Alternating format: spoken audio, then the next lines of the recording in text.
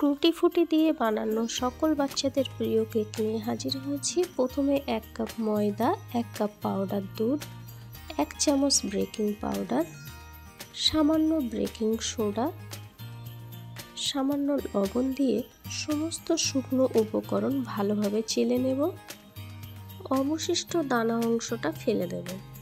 1 cup গুঁড়ো চিনি, 1 cup সাদা তেল, সামান্য ভ্যানিলা এসেন্স, একটা ডিম দিয়ে ভালোভাবে কয়েক মিনিটের জন্য ব্লেন্ড করে নিলাম। শুকনো উপকরণের মধ্যে এই মিক্সটা ঢেলে দিচ্ছি। আপনারা চাইলে এই মিশ্রণটা একটা পাত্রে ঢেলে নিয়ে শুকনো উপকরণগুলো ধীরে ধীরে অল্প অল্প করে মেশাতে পারেন। একটু সময় নিয়ে এটা ভালোভাবে মিশিয়ে নিতে হবে। এই ব্যাটারটা মিশ্রণের সময় এক দিক দিয়ে ঘোরালে বেশি ভালো হয়। আমার ব্যাটারটা একটু ঘন হয়েছে।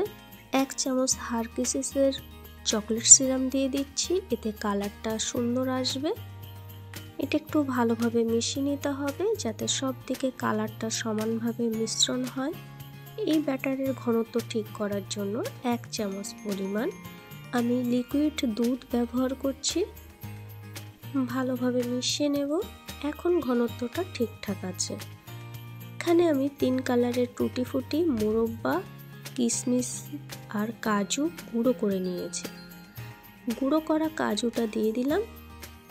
যে পাত্রে কেকটা বসাবো সেটার নিচে একটা কাগজ দিয়ে সাইডটায় তেল দিয়ে আরও একটা কাগজের টুকরো লাগিয়ে দিচ্ছি। এখন বানিয়ে রাখা ব্যাটারটা ধীরে ধীরে ওই পাত্রে ঢেলে দিচ্ছি। ঢেলে দেওয়া ব্যাটারের মধ্যে মোরব্বা, টুটি ফুটি, কিশমিশ সবগুলো এক এক করে দিয়ে দিচ্ছি। কিছুটা দিয়ে দেব আর কিছুটা রেখে দিচ্ছি। এখন একটা স্টিক দিয়ে এটা ভালোভাবে মিশিয়ে নিচ্ছি যাতে এগুলো কেকের ভিতরে থেকে যায়।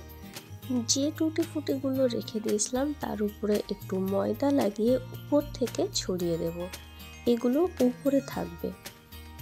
একটা কড়াইয়ের মধ্যে স্ট্যান্ডটাকে উল্টে রেখে এভাবে কেকটা বসিয়ে দেব। ঢাকনা দিয়ে এটা 40 মিনিট পর্যন্ত হতে দেব।